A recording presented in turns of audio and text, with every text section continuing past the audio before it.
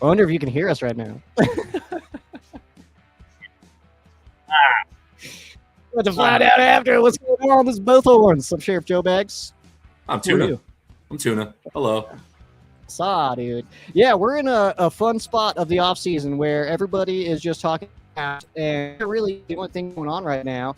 Rams do have some other things going on right now, which is rather exciting. But we'll just kind of see when those when those shoes drop, because we actually don't know yet when we're when we get stuff to talk about. So the anticipation, dude. It's all anticipation right now. We're feeling it. So. Yeah, the only thing really going on, honestly, a lot of speculation with the jerseys. It's a Friday night. Rams decided to stay at home, and the news organization. There is an event coming up right before the draft, happening next week that everyone's looking at, getting tickets for. The Rams block party. That we can holler at that. We can get down with some of that. What do you think, man? Yeah, absolutely, dude. This block party, is that in place of Draft House? Do you have like any insight on that? I've been still just getting absolutely smoked at work, so don't know. Is that in place of Draft House, or is this in addition to? I'm gonna assume this is in place of, because it's actually happening concurrently with the draft as well. Draft being the 23rd, 24th, 25th. And I have not seen or heard anything about a draft house. I think this is their block party. And the reason where the jersey and logo speculations coming in, at least to my keen eye, I don't recall the Rams using this simplistic, no audio issues with Joe only. Might have some audio issues with you, Joe. You know what I think it is? I noticed that when I did a rewatch of the last episode, I think the levels are weird on the receiving end, because I've noticed on last episode when you came in, it was like hard to hear you a little bit.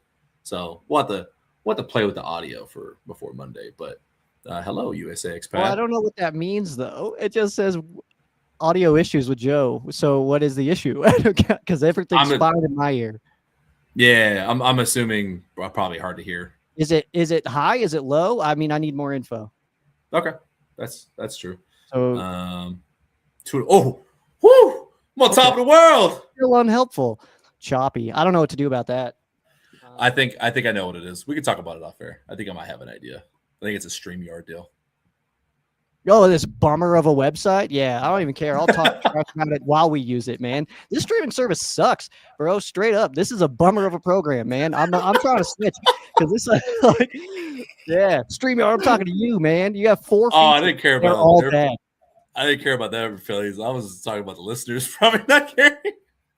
Oh, I mean, but no, I'm pretty sure the way the bandwidth works on StreamYard, that by you playing the audio and your own audio, even though it makes 0 sense because it's all digital. Yeah, that should be a server problem, not a Joe problem. Exactly. They said working now must be his attitude. Yeah, no, I took out the music. Yeah, it's because the music. Yeah, it makes no sense. Yep. Let me run it through next time. If you can we're just going to do some housekeeping real quick. Hey, Tuna, I need you to send me any music to my email, and then I'll load it up onto my mixer, and then I can bypass StreamYard being a bummer of a program. So StreamYard, fix your junk. Speaking of fixing junk, got you. Like the transition. Yeah. Boom. Professional exit ramp there. Like I was saying, the speculation on at least in my keen eye, is I don't recall this level. This is brand new word marking. This is new. Like the visuals, I feel like they like to hint at, like, hey, this is popping out. This is coming. Yeah. I think expect some changes next week. So I'm excited. There's no news yet. That font does look a little bit more, a little bit different, just a little bit, just a skosh different than our typical. So, but yeah, I would say going with just all dark background with just only yellow and white lettering. Mostly the yellow, though. Obviously, I don't know, man. I don't know if this is like, if we're getting little teases here, if we're getting info, or if they're just like throwing off the scent, you know? So I think there could be a little bit of anything in here. But the thing is, and as we kind of talk about the block party and the fact that we're going to be getting some new Rams here soon, is the fact that we assume we fully anticipate that any kind of logo / uniform updates would happen pre-draft, and the dates on this block party here that you see at Hollywood Park, April 16th through the 25th, which obviously does lead us through the draft, but 16th is just next Thursday, which is before the draft. So yeah, getting close. I think I'm very. I've seen a lot of the reports come out. The Zach Cohen, the Jersey Watcher, Yeah. 2026. Mr. Zach Cohen. He's saying something about expecting. Now I'm seeing 2 jerseys that he said. I'm gonna keep it a buck. No, this organization, man, I'd be surprised to see if they're gonna do a new one. More than one new one. Like, I'm gonna temper my expectations. And then he was saying something about gold. If it's anything like the St. Louis gold, you know how we feel. I doubt they're going to do anything with the St. Louis days. Yeah. But I don't know. I feel like them not having a real rollout. I don't know if they're just going to do like a shock drop, or if it's going to be very minimal and there's like, yeah, I can't really control fan expectation, guys. Sorry. Like I don't know which one's going to happen, to be honest. Well, it kind of stands to reason that we wouldn't see a massive change in the uniforms based on the information we do have right now. Like, it's not a rebrand, you know what I mean? It's just a little bit of a shakeup, a little bit of a modification. So, I mean, it makes sense that the changes will probably not be overwhelming. I think we kind of know that the gradient was kind of received poorly. That's been a thing, though. Nike does that. They roll out gradients, and then a few years later, they pull it back, and then everybody's way more happy with the uniforms. I'm assuming we're going to be in that same exact boat with everybody else. I'm also starting to see some new rumors, some numerous startup of logo and helmet stuff. I saw a screenshot of a ram's horn that had the split in the horn, but it curled like the old horn and then like faded into the white. And it was like, guys, I feel like the point is of getting away from gradient. Why would we add it back? Yeah, somebody doubled down. There's like, no, actually, that would be a very Rams like. That'd be so funny, bro. Instead of the numbers being gradient, it's the whole jersey. It's we're doubling down. We're going to add more yellow gradient to it. You thought gradient. That's the yellow. That's the yellow. It's way more gradient now, bro. It's actually going to be like, oh man, let's find it. Like when girls get the ombre, where it just starts, it's just pure yellow up here, and then it's going to fade into some blue. Is that what that's called? I know that I've heard ombre before. I don't know what it means. I think some kind of. I think it's a fancy gradient, is what it is. Yeah, but I'm expecting there's going to be some information coming out. I don't think they're doing this big thing. And normally, if they really are excited about it, they'll market it. There'll be some kind of video or something attached to it. This has been pretty like, I'll get tickets if you guys want. You know, it's a hangout. I don't know. They're being very coy about it. Feels like. I want to ask the people watching us here, because I mean, without confirmations, of course, all indications are that we are losing the bone, and I feel like I'm one of the lone bone fans. But I want to hear from anybody else. Is there anybody else that's kind of going to miss that? Are you thrilled about this? And again, no confirmation. That's just pure speculation on my end there of like, we're probably not going to have bone anymore. It was kind of sales are wild right now on the bone. And then they've kind of been putting out sales on the bone stuff, even like the t-shirts and stuff like that. So it makes sense to remove that. And also, I know a lot of people were not fans of it. And just because I'm a big fan of it, I mean, I'm not that selfish where I'm like, they need to keep it because I love it. And it's like, I get it. Enough people dislike it. And hey, if I can switch out the bone for a friggin' yellow jersey, dude, then color me freaking stoked as hell, because that's awesome, man. I love that. So. Nah, I'm here with the bone. Bone Zone till I die. Bone Bros. Yeah. We are too. You are me and I am you. But no, I'm excited, man. I mean, anything that's Rams related, anything that's football and the gathering of fellow football fans, I'm excited for. If you guys have not gotten your tickets, especially if you're a season ticket holder, make sure you guys are checking your emails. I know those went out to everybody. I had a few texts from buddies asking if I'm going. good buddy Isaac. Still trying to figure out what I'm doing draft day. So don't know if that's something with media access, hopefully, or if a friend, a tailgating group is going to be doing a little watch party. So we'll see. Hopefully. Nice. Yeah, I'll just be here. I mean, I'll be watching probably where I'm sitting now. So that's cool. You're not gonna join?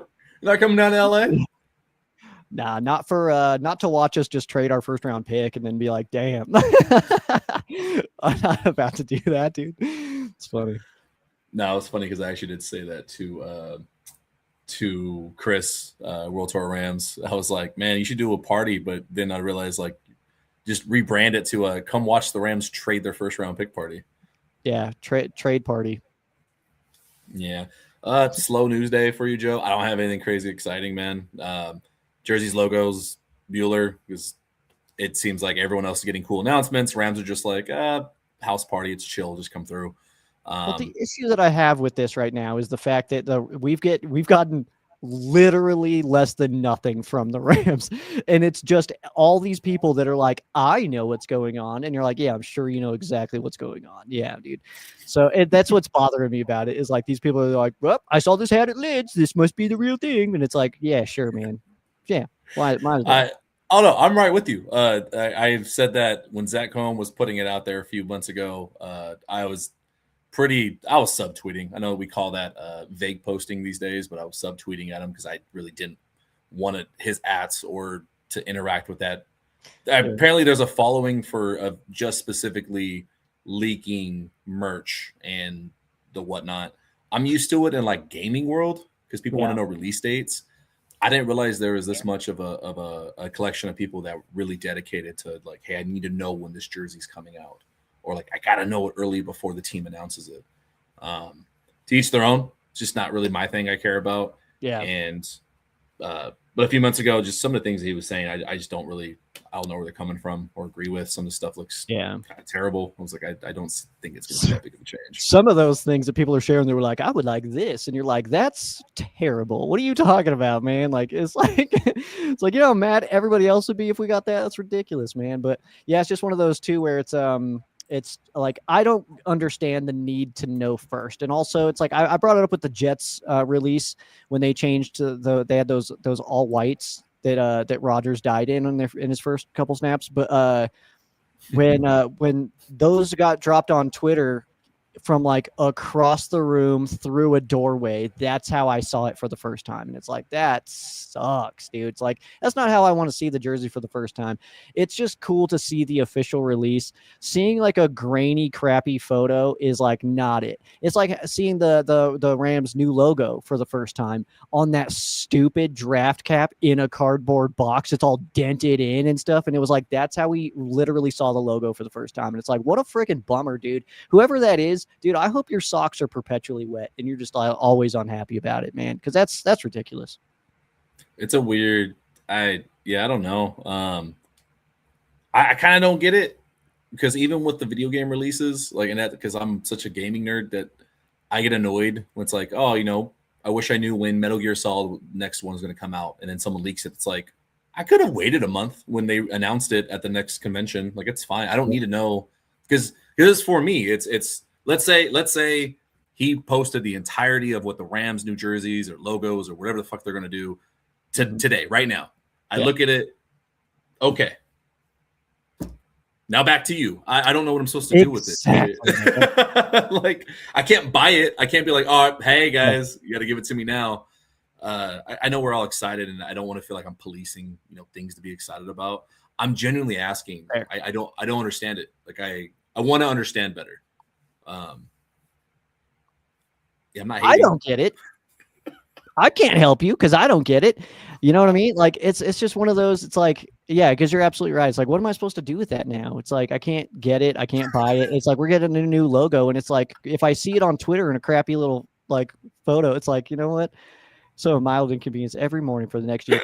Yeah, like straight up, like every single morning, it's like you're out of toothpaste, or you're like, your shampoo and your conditioner never runs out at the same time, which is a very big problem. But, you step in that puddle right as you're about to put your shoes on, like you get that little wet spot on the floor or something like that. So, Yeah, Mark says it would be cool for a yellow play on the greatest show on turf uniforms.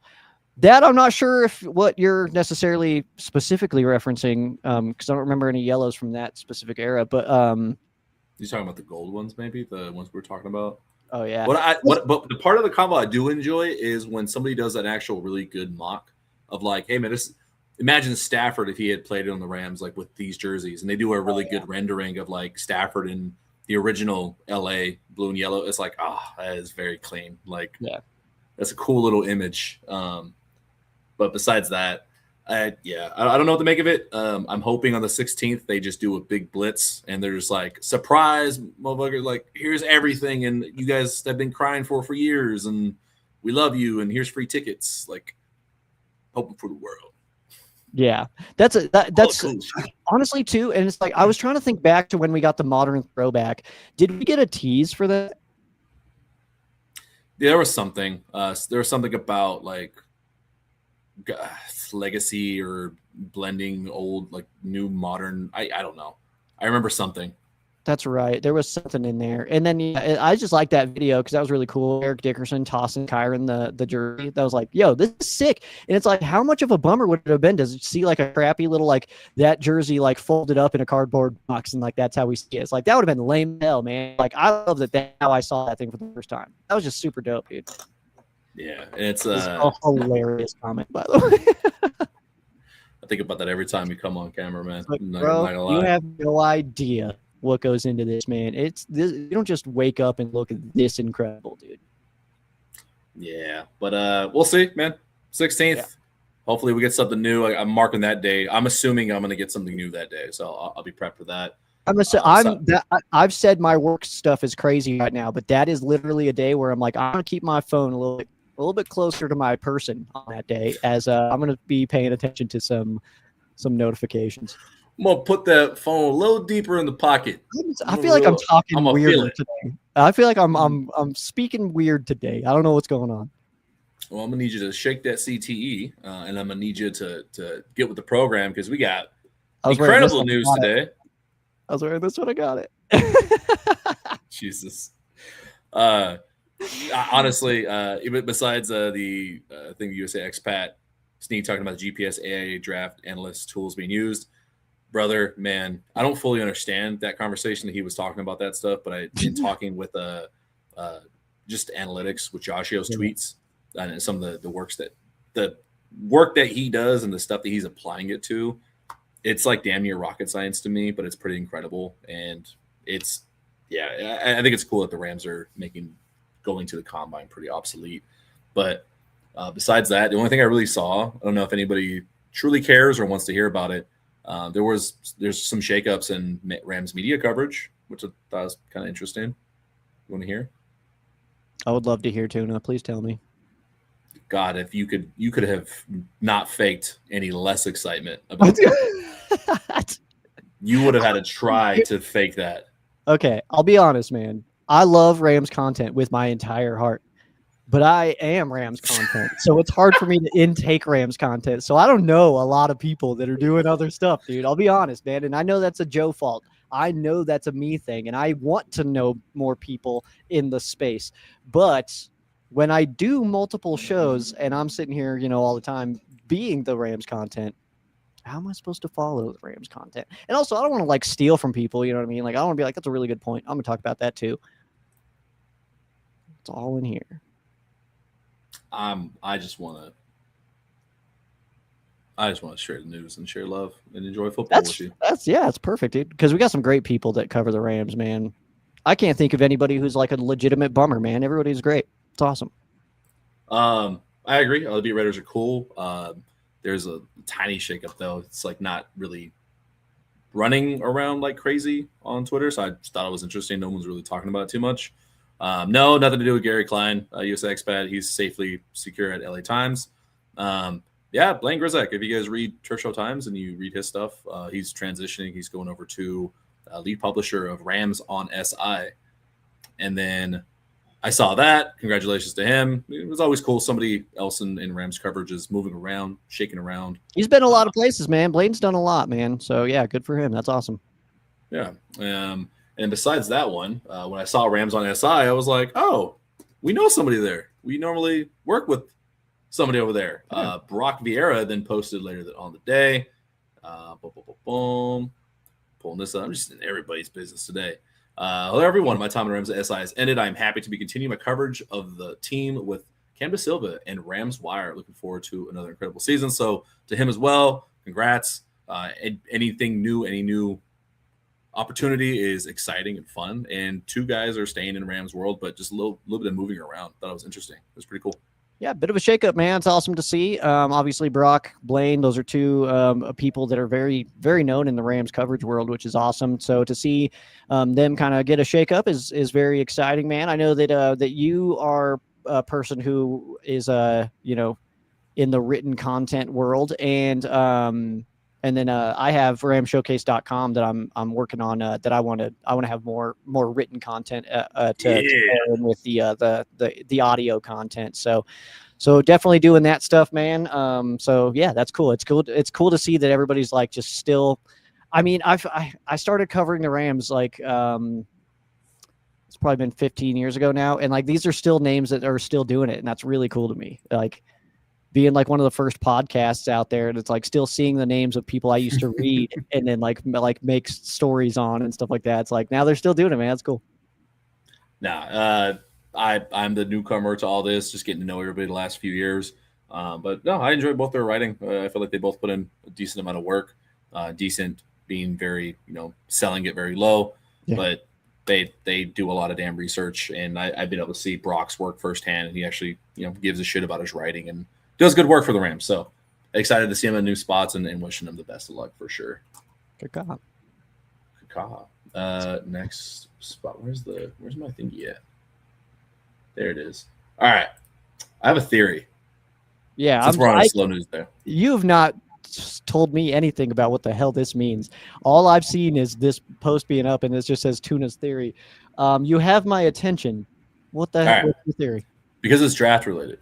And it started off as, all the reports come out of, Rams met with X player, they met with Z player at the pro day. Oh, they're doing a private workout. And you cover this team long enough and you realize no two meetings are the same. The timing matters. Are they even interested in the player? Like there's the old normal questions with the Rams in particular, because they do things so in their own way, as opposed to the other teams, like not going to the combine. They don't do official top 30 visits. They kind of just do their own thing. Trying to make sense of it all and not be a naysayer of like, stop reporting on this because it means nothing, because there's something there. So I would look back at a few years, and particularly last year. And I do think for all the smoke and mirrors the Rams do try to play sometimes, you can't hide effort all the time. Like the numbers are going to catch up to you at some point. And one of the consistencies I saw, added with things that I've heard and things that are confirmed, I think the Rams really do want to target a wide receiver that they love in the first 2 rounds. My evidence for that is looking back to last year as well. The amount of visits, whether it's pro day, private virtual meeting, private workouts, combine official visits. The Rams spent about more than a third of their, I think it was 20 to 21 official recorded visits that were reported. But 8 or 9 of them were wide receiver, far more than any other position. I know for a fact that they wanted guys like they tried making a move from Matthew Golden. And obviously they wanted a receiver. They did their work. They ended up getting Konate Mumfield. So it stands to reason there's a lot of other guys they wanted there as well. I know the rumors were about like Tyler Warren and him wanting a tight end. I think it's more he just wanted a weapon. And some of them happen to be receivers. Same thing's happening this year. If you look at the majority, like a big portion of the reported visits, a constant position is wide receiver. They've met with more of the top guys at the combine that happen to be a wide receiver, and knowing some of the things of like who they're actually genuinely interested in that's been voiced by people from the Rams. I think round 1 or 2, obviously the draft is going to fall out as it may. Shit's always weird. They're really going to make a push again for wide receiver in one of those 2 rounds. I think if there's a guy they love, like let's say they can't make a trade back, because in every mock draft, the smart money tells you, yeah, trade back and you can get Omar Cooper Jr. like early 20s. I'm almost convincing myself that if they just happen to love someone like Omar Krupu Jr., I don't know if they love Denzel Boston, Tyson from Arizona State, if they just happen to love him that much, they'd probably be willing to take him at pick 13. Like if there's no Atlanta version of trade of like last year in this year's draft. I think because they've missed their guy now a few times. Look at what they're doing so far this offseason. They're saying, fuck it, let's go get our guys. It stands to reason that I think whether it's a trade back to get their guy, staying put at 13, or even go up to 10 or 9 to get like a Carnell Tate, whoever their guy is, I think they pull the trigger and they say, I'm not missing him again this year in the first 2 rounds. All right. I like it. I think that too. I mean, there's only 3 times in a Sean McVay led Rams draft class that there wasn't a wide receiver picked, and in those 3 years, I'm looking at them here. There was pretty defensive heavy classes, and then running back was added as well. So, like running back, offensive line, and then defense alone. So it was like there's only 3 drafts that the Rams didn't try to attack some weapons. I think it makes perfect sense that Sean McVay, being the kind of coach that he is and the style that he has of like, just get as many weapons as you can. I don't care that we have Devontae and Puka and Tyler Higbee and like all these guys. It's like, to get weapons, man, because I mean, these guys aren't as talented as they are at football. They're not robots. They still get tired and stuff. Like they still need some plays off and stuff. So like, you don't want your offense to suffer just because your top guys have been absolutely, busting their ass for 3 quarters or in the 4th and they're gassed and you're still trying to pick up a first down. Like you should have a weapon that's still capable of doing that. And I do think that we do when you look at like guys like Mump from last year's draft, Witt from the previous draft, Puka obviously from the draft before that. And then like you dig further back into like the 2021 draft where Tutu was the Rams' first pick, and then also Benny Sko. And then this website classifies Jacob Harris as a wide receiver, which I guess he kind of was a bit of a hybrid, but Van Jefferson before that. Like, I mean, that's the thing, is it like, and these guys are all have been different levels of productive.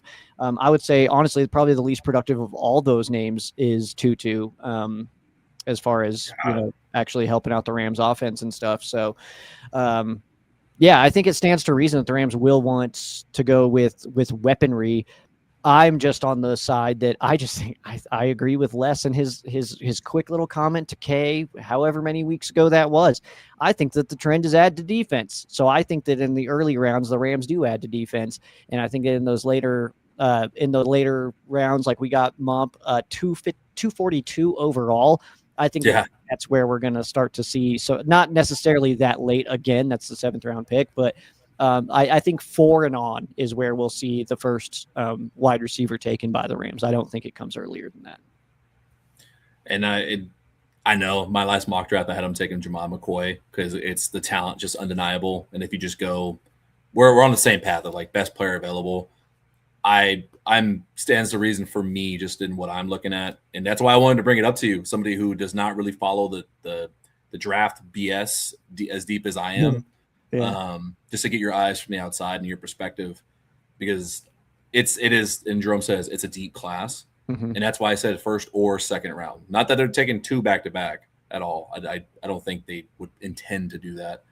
And I just think whoever their guy is, like I see them just making an aggressive move, and that could be trading back because they know they can get what if they just love Chris Bell? And they're like, all right, we'll trade back into the like pick 30, pick 29, and we'll get him there and just, get a bunch of picks, because taking Chris Bell at the end of the 1st round would be aggressive still by a lot of teams' measures. So at least that's what I think. Yeah, I mean, and there's a lot of those teams in the later portion like that that are those playoff teams. They're probably realistically not going to be wide receiver heavy.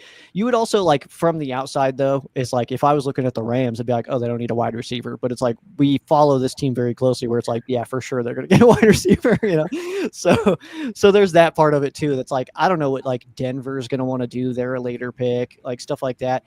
New England kind of stands like they'll probably go wide receiver, stuff like that. So maybe I'm kind of counteracting my own point here, and it's like, yeah, those playoff teams actually they all need wide receivers. They do. Denver and New England, two AFC Championship teams. They both. I don't know what I'm talking about, so that's cool. But yes, but no, I know the point you were trying to make though. That's it. Like, yeah, normally the top teams kind of have a guy at least there. Yeah, well, and I just think that there's some smoke around the AJ Brown stuff too. That like I think that they're going to be looking as well. So I think that realistically though, like Jerome's saying, it's a deep wide receiver class. I don't know that myself. I don't know crap, but also nobody does. I mean, we've said that I can't remember which draft class it was that they were like, this is a really deep quarterback class, and then like the best one ended up being Brady Quinn, and it's like cool. So I don't know. You're talking about that 2004? Is that 2005? Like, so it's one of those, man, where it's like they talk about it being like such a deep like quarterback class, and it's like oh yeah, Paxton Lynch really hit. Way to go, guys! Like stuff like that. Dude, we are such an anti-Browns podcast on accident. We don't mean to. We don't mean to. Paxton was a Denver pick, so. But we are anti-Browns here. But also, why would we be pro-Browns? First and Puna. Yep. First and Puna. First and Puna. Damn it. You made a point that I was going to. Oh, my gosh. Oh, no. I thought back and I looked at some of my notes from last year that led me to like Rams are getting Matthew Golden. I was like super sold on it. What was my point? God damn you. You started making me laugh. You're nailing this, man. You know how I get when you make me laugh. Hey, and Tribe in the comments, we covered that first in this show. So scoop backwards and you'll get all of our chatter on that. Yeah. Yeah, I completely just lost it. Sweet. Oh, no. Looking at the notes from last year, like by the time I got to like the third or fourth round in last year's draft, like it was obvious, like there's some really big shortcomings with guys that I loved. I was like, yo, I love Trey Harris, but these deficiencies are like pretty glaring and he's probably going to struggle transitioning, and it ends up being true. The Matthew Golden one completely took me for a loop. Emeka Egbuka to the Buccaneers, everyone else kind of seemed like there was a glaring issue compared to this year. I'm in the third and fourth round. I don't feel the same way.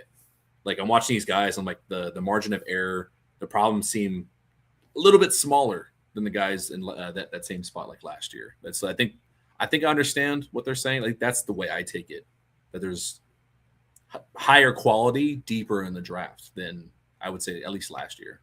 That's fair. I know too that a lot of people are like, "Oh, this guy's this height and this weight, so maybe the Rams will be interested." And like my response to that is like, the Rams are not putting those numbers on a spreadsheet and then sorting by, you know what I mean? Like they're looking at the football player, and if you can do what they need you to do, your height and weight is irrelevant. Even your 40 times irrelevant if you can do what they want you to do in the offense. So we look at a lot of numbers like, man, this guy's 6'1", 220, and he runs a 4.5, whatever. And it's like, that doesn't matter at all. Can he play in our offense? Because there's a lot of people that are athletically awesome, but they don't really fit with us. So there's that part. Yeah, I mean, some of the guys that we love right now, and by no regards are they, I'm going to keep it real, top 10 ranked at their position, let alone athletically. Like as much as we're big proponents for Quentin Lake, he's not winning any races with other safeties in the league. He's not known for being the most like athletic one, but he's the most well-rounded, one of the smartest. Like, they value a lot of other things. They value like if I put you on the field in our system, can you help us win games? And so that's why I don't really fall for the Chris Brazzell stuff. That's why I haven't really been high on the noise around that. Like, oh, he's exactly what McVay would like. I mean, some of the game, yeah, but then I watch the other stuff, kind of how he talks about certain parts of the offense, like his actual skill set on the field, and there's some big plays, but I think technically I don't think there's a lot that Chris Brazzell matches with how the Rams do things. And then you go to like Casey Concepcion, who like you tell some fans are like, no, don't take him because he's too small. Okay, I mean I don't care that you don't win games on paper, but when I pop on the tape against Mansour Delane, the LSU DB, looks just fucking fine to me against press. Got open a bunch, like he wasn't shut down. So we pretend based on somebody's bullet point that, oh, he may struggle with this. Mm-hmm. That could have happened like 3 times in the season, but we just need to make a note of it of like, oh, it happened. Yeah. It doesn't mean it's like bad. Like it. Yeah. People trying to watch college football and analyze players is the funniest thing in the world to me, because like people will pick out one play and be like, oh, see, he doesn't have good change of direction. And it's like, he misstepped, or like, it's like, dude, look at the turf on that game. It's like, that's a bad play.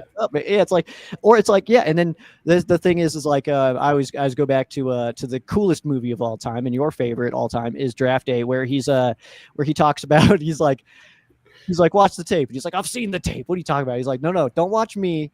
Watch him. He's like, watch me sack him and then watch him. And then he's like, and then the next play, Bo Callahan's all quick on the release. So it's like, yeah, but what happened next, man? It's like, did he get absolutely stuffed by that corner and couldn't get past 5 yards? It's like, yeah, but what happened on the next play? Did he absolutely put on the filthiest move of all time? That corner's ankle guts are all over the 50-yard line and he's scoring a touchdown. It's like, you got to take it all into consideration, and you got to look at trends, not plays. And that's a big thing that I think a lot of people miss, is that like, it's not just he did that once, so he does that. It's like, oh no, he was absolutely just on that day. Actually, he's usually kind of a bummer, but that day he was sick. We all have those, you know what I mean? So, and vice versa. So yeah, you talk about KC out of Texas A&M, who's a player I watched plenty of. That kid's a damn good football player, man. You listen to him talk as well, man. That kid is ready to get to the NFL. I'm fired up for him. Like, as a Aggie fan, I'm excited to see where he lands, because that's a guy I'm going to be watching his career unfold, because I'm just really curious to see how he handles the NFL, and I think he'll do just fine. It's his mindset and the fact that he got better as the year went on, and then like at the end of the season was when he was seemingly at his best, and he still seems like he's perfectly hungry to get into the NFL. So I think whatever team takes him, and I would love it to be the Rams. I don't think that'll happen, but whoever takes him, I think is going to get a damn good football player. I agree. Alex's comment is very funny because it's very true. Yeah, I mean, straight up. Yeah, people will see a cornerback at 5'11", 190, say he's too small, and then see a dude at 6 foot 200, say he's got great size. Yeah, that's true. Literally though, and it's like, put them next to each other. Can you even tell that apart, dude? It's like I'm gonna look up Cortland Finnegan's height, because that guy was. Where's it at? Kamal says, "Q is my number one safety. I will die on this hill. Love watching that guy." I'm biased. I got him like right at the fringe of my top 5 in the league. But again, it's because as Rams fans, we value certain things, whereas somebody from the outside, even a Niners fan, is going to be like, no, but he does these things poorly, and they're going to stick out more to them versus the shit that we love, because we see it off the field and behind the scenes and behind the grind and all that stuff. Yeah, Jerome Griffith says KC is nice and he's a hands coach. I saw somebody explain like his drops too. I think there's a little bit more to that, because you don't really like luck your way into that many catches and yards. It could just be a concentration thing. I think you mentioned that too. I think it may have been me that you're referring to, because a lot of the drops that I saw were just taking his eyes off the ball a little too quick and looking at the defender. But I mean, A&M, the way that they were distributing to him, I mean, he was getting put in a lot of tough spots where defenders were screaming at him, dude. So it's like, yeah, man, head on a swivel, bro. And it's like, anybody would be dropping some of those balls, because you got a safety come from this way and a linebacker come from this way, and the ball's and you're like trying to peek, man. Like, so it happens, man. It's fine. Oh, dude, that's an undervalued part of like having a good quarterback in the league. Yeah. But Matthew Stafford in particular, exactly. the amount of dig routes and in like deep in breaking routes they run, that the receivers have to just have blind trust in. Yeah. Like, yeah, I can just focus on the ball and get it, and know that Matthew's not going to lead me to end up in the hospital in about 60 minutes. Like that. I don't know who the A&M quarterback is off the top of my head. Marcel Reed. If he's putting dudes in bad spots, I'm and I take my eye off a little quick. I like Reed, man. I like Reed, but there's been a lot of times where I'm like, that was not the best placement, man. And maybe I'm getting a little bit, because I also see this a lot in the NFL where I'm like, it's like, yeah, that was a touchdown, but trash placement. And then it's like, but I feel like I'm just I'm getting spoiled though with like Matthew Stafford, where he's putting balls in a spot where you're like, yeah, that's the only spot you can put that pass, Yeah. you know. So I see like a college guy give like a terrible ball, and it's like, what are you doing, you clown? He's never gonna make it. And it's like, no, he's fine. Actually, we're watching the best of all time do it, man. It's like not everybody's Matthew Stafford. I'm guilty of this. I know I have a blind spot because even when Matthew Stafford makes a bad pass, but my first assumption, I don't say I run with it, but my first instinct all the time, wrong route, is Bad like route. either is it like I was like, nah, he's trying to place it here because it's 5D chess. I always have an excuse for it ready to go. Yeah. And I gotta like stop and rewatch it and be like, yeah, that's a fucking bad pass. Yeah, sometimes it happens. We've talked about it, happens. but plenty of times. It's like we're good for one Matthew Stafford throw a game where you're like, Yep. what the hell was that? Yep. but it happens, man. Whatever. But yeah, it's one of those where if I see the placement's not good, my initial reaction is, what's that wide receiver doing, man? What are you doing? You cutting that too deep, or you cut like? Help your guy out. It's like Matthew's expecting you to be here. Why are you over there? What are you doing?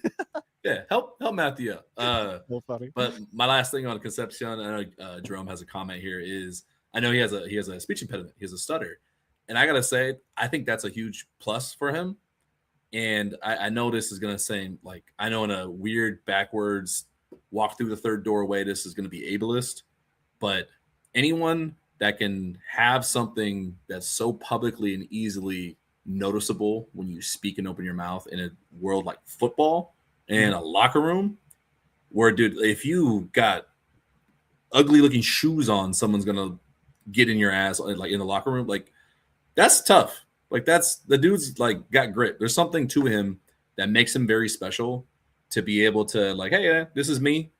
I'm gonna embrace it, and I'm gonna run through this brick wall that is football, and to be able to come out the other side and seem like a really good human. It's something special. I mean, I think it's pretty cool on his end. Yeah, totally, man. Yeah, it's funny too. I say this comment with all the love in my heart. And I'm trying to make this make sense, but it's like a football locker room is a place where you can get roasted, and then like, because it's a thing that black dudes can do that I can't.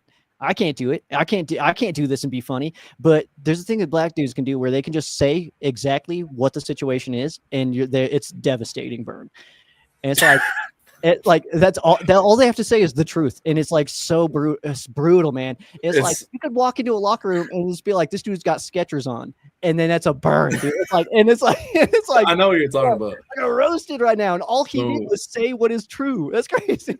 My favorite is when you, dude. My favorite is you walk in, not even a lot. We're at barbershop, boys' place, whatever it is. Yeah. You walk in, and like something so noticeable that they don't even say what it is.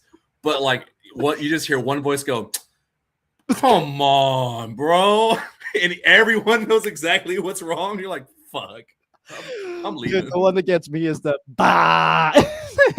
Like, oh no, I'm going home. Oh, they're roasted. They're roasted. Yeah, fair share in my day. So I know exactly what you're talking about. It's hilarious. But since we're talking about the draft stuff, I did make this comment a few days ago, because everyone uses random statistics here and there to like prove a point. Yeah. And everyone's like, well, the numbers don't lie.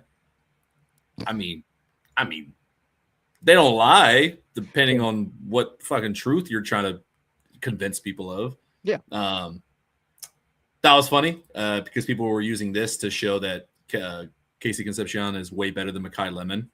It's subjective. It just depends what offense and what you really, really want. Because based on one stat people like to use, like, oh, the separation percentage, what rate that they get open. I see these comments. I see these. I see these comments, bro. One of them being is separation percentage. So I was like, okay, cool, fine. Based on separation percentage, if that's the litmus test for what makes a good receiver, here are the top receiving options in the NFL as of 2025. Jonnu Smith, Dante Thornton, Marquez Valdes-Scantling, Treylon Burks, DeAndre Hopkins, Pat Freiermuth, Adam Thielen, some recognizable names. Killers. Darnell Washington, Gunnar Helm, Jahan Dotson. And if you don't care because you're just the Pro Bowl roster, what are you doing? That's crazy. Or if you only care about the Rams, the top receiving options are actually Terrence Ferguson, Colby Parkinson, Tyler Higbee, Jordan Whittington, Kenneth Mumfield. And the last out of them is actually Puka Nacua. Thank God we got that help. Yeah, Tay is trash. The point is, I hate saying this because I don't want to be, lecturing the class, but that's not baseball, bro. Like, you can't use one, not two, not even five stats to explain a game, let alone a fucking play. Sometimes, I know not every fan wants to be like a draft analyst and have the right answer. Sometimes there's not a right answer. And then sometimes, like, you do just got to, like, hey, just go watch a play or two. Because when you tell me, hey, this guy's too small to get off the ball, and then I can go and find plays of him doing it, it's like, well, then the stat kind of lies, because it's like, oh, well, sometimes it happens. That's not the truth. That's Terrence Ferguson plays for the Titans. That was the other thing too. I was like, thanks, PFF. Good job. Nailed it. Yeah. What do they know? It's, you know what? Here's a guy. I don't know. That's so it's funny too, because like you can look at any of these numbers and you can go week by week too. So you could so we can look at the whole season and look at separation percentage and stuff like that, and that's awesome. But let's go week by week and then let's look at that defense and how they do and stuff like that. And it's like, not every NFL team plays against every NFL team. So the Rams didn't play against a lot of really good corners. Did play against a bunch of really good corners though, in fairness, but that's the thing. And then you could look at like first 4 games compared to the last 5 games, and it could be massively different. And that's literally true for the Rams team. And you look at their defense over the course of the season, almost 2 different seasons from the Rams defense this past year. So any of these numbers, man, it could be up and down from game to game. It could be that Terrence Ferguson's average is that good because one day he just absolutely crushed everybody. It could be that Tay is probably not on this list because all of his touchdowns come from within the 2 friggin' yard line where you can't get that much separation. So it's one of those stats where it's like, yeah, sure, you can consider it in aspects, but it can't be you're just, see, he's better because of this. That's just not a real thing. Yeah, but everything has to be a right answer. And even Kamal said it here. Jerome Griffin said it. Sometimes it's just who really wants to play football. It's something that you bring up all the time of everyone's a human. Like sometimes you just have a bad day. That sucks too sometimes. Yeah, dude. And then you also get the fact that like it's like, was Jamarcus Russell the worst pick ever? Yeah. Retroactively, but day of, it was like, dude, they freaking nailed it. This kid's athletic as hell. He's huge. He's got a rocket arm. He just didn't care. It was the right pick, but he didn't care and he didn't try to be good at all. And then he like blew off the playbook and stuff like that. Meanwhile, you got a guy like Cooper Kupp, who was he coming out of the draft good enough to be an NFL wide receiver? Mostly. But he came in ready to, as soon as the second he got drafted, his mindset was, my career starts right now. Now it's time to take this serious. And that's when he became what he is today. So there's also that aspect of it of like, you can get the right guy. I think Sam Bradford was the right guy for the Rams. I think that was a great pick for the Rams. Injuries just kept on piling up for him. And that didn't work out for us because we needed our guy to be on the field. We didn't need him to go out and have Sean Hill throwing the rock, man. We needed it to be Bradford. So the fact that it wasn't him is like, it was the right pick, dude. His rookie year, his top target was friggin' Denario Alexander, and he almost got us to the playoffs. You know what I mean? So like, it was the right pick.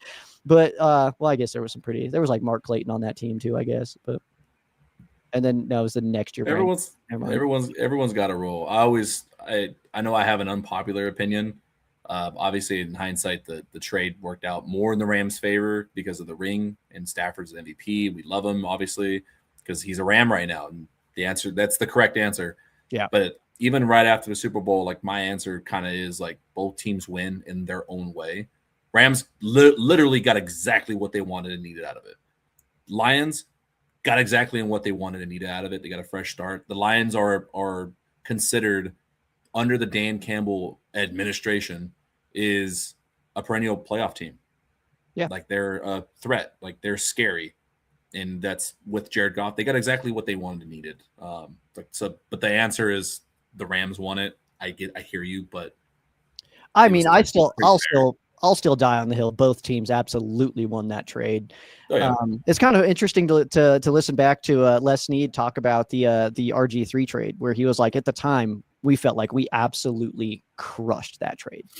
But it's like you look at all the players the Rams got out of that trade, and it was like, no, just a bunch of bombers, actually. And it was like it didn't work out for them either. I think we both lost that trade. It was like they had a good rookie quarterback, and then RG3 pretty much was dead after he did the stanky leg out there. But yeah, it was just one of those things where it's like we both lost that trade, but we both won the Lions and Rams quarterback trade. So there's that part. And then it's like even the we did a quarterback trade with the Eagles, Foles and Bradford, and it was like, probably we both lost that one too, man. It's like it didn't really work out for either. So it always can fluctuate, and that's the thing too, is that like people want to know the answer today, and it's like we may draft a guy that we don't know is going to be awesome. And in fact, when the 2013 draft happened, the Rams took Aaron Donald, and then I was looking at his stuff, and it was like I was just looking at his profiles and stuff, and it was like, oh man, it's like he may get a rotational gig, he's going to kind of rockers every once in a while and stuff like that. And then I watched him play, and it was like, all right, you know what? It was like he just said, screw your option, I'm tackling both you guys. And it was like that was the play where I was like, I'm in. This guy's going to be awesome, man. And then he stuffed Lynch on that 4th down play, and it was like, this is my guy. I think I bought it right after that, actually. It was right after that I was like, give me a 99. I give that jersey away. I'm really sad about it still. I shouldn't have done that. I need a mustard 99. That's rid of the blue. It was the dark blue with gold numbers. I gave it, and in fairness, I'm not like super upset. I'm upset that I don't have it anymore. But the guy that I gave it to, it was one of the guys that used to watch football out here with us, and he never had a jersey. And then we went to the Rams Broncos game in 2018, and he didn't have a jersey to wear, and he was just gonna like rock his old shirt that's all tattered and stuff like that. And I was like, yo, I'll get you one, man. Which one do you want to wear? And then, so I let him borrow the Donald. And at the end, I was like, you know what, man, go ahead and hang on to that. And then as soon as I did that, I was like, shoot, I shouldn't have done that.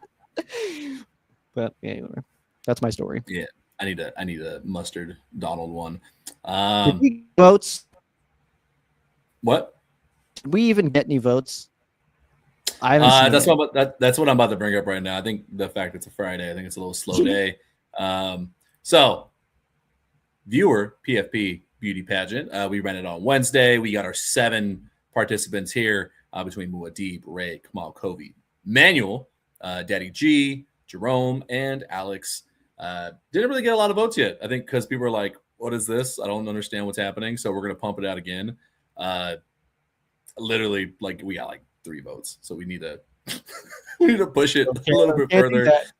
Yeah, can't go on that. So we're gonna do this Monday. I'm assuming, give it the weekend. Yeah, let me try. Hold on, I'm not gonna do it for this. Is this awesome? Yes. No. Okay, we're gonna try this real quick. Okay. This just got added today, this feature. So Jesus. We're gonna try it out. You can vote on we're gonna actually, you know what, we do need to try to shift this a little bit, because we need to actually have a spot where you can actually put up seven things on the ballot.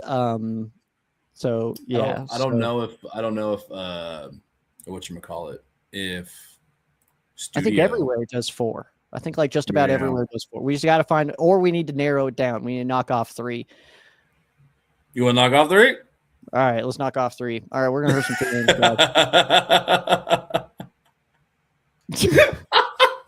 We're gonna hurt some feelings. How do you vote? You vote. We're doing it right here. We're gonna narrow this down to 4. Yeah. Okay. Let's see. Yeah. Hold on. No changing your mind. We get a shit. We're saying this too. You gotta write down who you like. Freaking paper anywhere? Jeez. Find the paper. Find it. Figure it out. We'll do it live. This will work. I just need to hide some of it.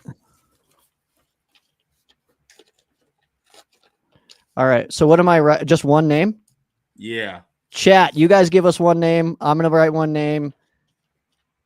And Tuna's gonna write one name. All right. Yeah. You're voting who you like. Who you think who we like? Yeah, who we want to stay. Oh. Or Or is it kicking out? I'm sorry. or is it Yeah, I'm kicking trying out? to kick. I'm trying to get to 4. Oh, sorry. Okay. Yeah. Who's got to go? Someone's got to go. Yeah, I have my vote. This is very Survivor of me to write it like this. This is very Survivor right now. So I feel bad though. Either way. say Moody and Rare Locks. Hey, you gotta vote someone out. Someone's got to go. All right. Yeah. Who do you want out though, Alex? I guess you could technically vote for yourself, but that would be weird. I mean, I know Muad'Dib tried. He did. That was weird. And it's like, dude, yours is awesome though. What are you doing? All right. Okay, we do have a vote. Jerome's is St. Louis. It but does hey, have that's something. It technically mostly does. We think that that's mostly. we does. think that that's a Rams thing in there, but the one that's on the far side, that's actually a Blues one, and we also saw Cardinals on there for sure. So that's definitely Jerome just St. St. Louis. Louis. So it's definitely Jerome said Kamal because he doesn't want the competition a bit. That's so funny. All right. Do you have? And turns out this is awesome, so that's good. All right. What if we vote for the same person? Well, then they're fucking out. They're definitely out then. Okay. Are you ready? Yeah. All right. 3, 2, 1. Oh, I can't see yours. E. I'm Daddy going. G. I'm going Manuel. Oh, you're going Manuel. Oh, I'm Manuel. going Daddy G. Manuel or is it Manuel? I'm going just because that was one of the things that came out. I'm pretty sure it is a high school logo, and it was one of the things that came out when the Rams were talking about new logos, where people kept sharing that and be like, "It should be this," and it's like that's. I kind of enjoy the trolling. I don't know. I respect the So trolling. You're voting Manuel off the island. That's yeah, what but you're saying. not because I don't respect the fact that it's a massive Rams head. I want that to be stated. But because it's not technically Los Angeles Rams. Nope, you Or voted him out of St. Louis. there. Yeah. And in Sure mine. I'm sorry. I know he just went to work. He just let I'm very sorry. he's leaving for work, and you're just gonna. Well, now you also got to deal with that on your fucking commute home because I'm not this whole. Oh look, I got a wife and kids. I got a family. Is that why you're doing it? Nerd. Don't play that sympathy card here. What a Nope, dork, dude! I'm here for the laughs. You got a loving family. What a dork, dude! What Yeah, the, loser. you got Loser. wife, kids that love you. Gosh. I want a disqualification on trying to leverage the cuteness that is. Yes, I'm 1,000% kicking the kid off the island. Why? This is adults only. fair. What's the kid doing here? But also, I want it to be stated this is not the only time that we're going to be doing giveaways. And this is just the profile picture giveaway. We got a bunch of these bad boys coming your way. We're going to be doing Ram Cave. We're going to be doing car. So like submit your car and like whoever has the sickest stuff on there. We'll do. I've done it before. I did Rams tattoos. The submissions I got, the tattoos that of like Rams tattoos that some fans have. Holy crap, guys. So dope. I'm sure that we could come up with like custom gear, something that's like unique to you, something that like maybe somebody made for you or something like that nobody else would have, like maybe try to do some of that. So this is not the only giveaway. We're not just trying to like, it's not like you're out of this and it's like, well, you're never going to win. You're a total loser for life. Nope, you're actually out forever. You can't ever win anything. Yeah. New rule. It's done. All right. We need more. We need to, you have to unsubscribe actually. we need to boot off one person though. Yeah. Boot one more. Yeah, we do got to boot off one more. And we got some battles here, voting for each other. People are not happy. Do we want to write another one? All right, let me get another. Muad'Dib, Ray, and Kamal are top 3. I'm pretty sure they'll probably poll pretty fairly, I would say. Okay. Writing? This is hard. Yeah. Nah, I got mine. Okay. You gotta make your case for it though, too. Okay, so do you want to go first or do you want me to? I will. I'll go first. Okay. Although I appreciate this study in school. It was actually what I got my degree in, but I just think it's the wrong history. I'm voting off Jerome. That's my pick, and it's for a petty reason. I enjoy the history of things of the St. Louis. You got very artistic, historical look to it. It's got baseball in there, man. I'm just not a baseball guy. Don't let the hat fool you. This is just for fashion. It's just for fashion, but I'm just not a baseball guy. I don't think baseball is a sport. I think it's a hobby. That is absurd. Baseball's gorgeous, dude. Baseball's beautiful. Oh, it's an incredibly lucrative hobby. I think it's like pickleball. Or golf. Pickleball, golf, baseball, it's all the same thing. Man, I can't agree with that. And also, this is like the best the Rockies have been in many, many years. They're 6-7 right now. Don't mean to brag, but yeah, you could be great at a hobby. Like I'm great at woodworking, man. I'm actually pretty damn good, but I'm not gonna be like, well, you're being World Series for it. You're kind of being an asshole right now. But either way, so it's so yesterday before the game started, the Rockies were 6-6. That's 12 games into the season. That's the latest the Rockies have been 500 into a season since 2024. I just hear you deflecting with nonsense about a hobby instead of telling us who you want to vote off. Baseball absolutely rocks. That's what I'm trying to say. I am also going F. Oh, what's your reason though? I'm going because well, first of all, we had to find Rams on it. And then the second part would be that it is not it's not a Rams profile picture. It is a St. Louis sports profile picture. So as much as, again, like I respect it, I love it. I'm here for I see the Blues on there. Screw the Blues, but hell yeah, hockey. Screw the Cardinals, but hell yeah, baseball. But so you just hate our fans, is what you're saying? You just hate him as a person? Not what I'm saying at all. Insane. That's what sucks, dude. That's what sucks that we both voted for him, because now he's like, this is the last show he watches of us. You're so disrespectful. At least I attacked the sport. You attacked his. What if he's from there? He's probably from there. A lot of Rams fans are from there. Freaking Rams house is from there, man. But it's not a Rams profile picture, and that's what I'll say. It's a St. Louis sports profile picture. Plus, the reason I didn't vote off Alex and didn't hate on it is because it gives me us more reasons just to parade his face around. I kind of dig it. So we just get to just keep showing him off. He just stood there menacingly. Just staring. Just staring. He may end up being the face of the show when it's all said and done. It might. Okay, I have to roll. I need to go. I've got friends waiting for me. They have been for a few hours now at a cool bar downtown Colorado Springs. So I'm going to go do that. But we're going to put this up on Instagram as an actual poll, not just a story. Yeah, now we can do a real poll. I was struggling with the 7. Yeah. We're going to do let me get this out of here. We get it. Sorry, Jerome. Yeah, I was going to put that up too. But then we'll put it on YouTube, because you can do polls on YouTube, and then you can also do polls on Twitter, stuff like that. So as many places we can do polls, and then Monday stream we will announce an actual winner between Muad'Dib, Ray, Kamal, and Alex. Those are great choices there. There's a reality where Muad'Dib's date is also tuning in to us real quick while he's on a smoke break, and she's like, "The fuck?" And they fall in love from this. Sidebar, Muad'Dib. Show this to your date real quick. All right, is she on? Can she hear? Hey, Muad'Dib is absolutely hilarious. One of the best guys I know. He saved me from a fire one time and my puppy. So, just putting that out there. Incredible person. Yeah, I hope he knows that the $250,000 that he lent me, I will have that back to him. I know that's just part of one of his assets. So I appreciate that, man. Yeah. Much love. Yeah. Yep. Yeah, man. Saving Carl from getting hit by that bus that one time. I mean, what else is there to say? I mean, I'm actually in love with him. I'm single, but he's already been I've already asked him to be my best man. He just means that much to me. So appreciate you, dude. There you go. And if have fun on your date, and the rest of you guys, enjoy your Fridays.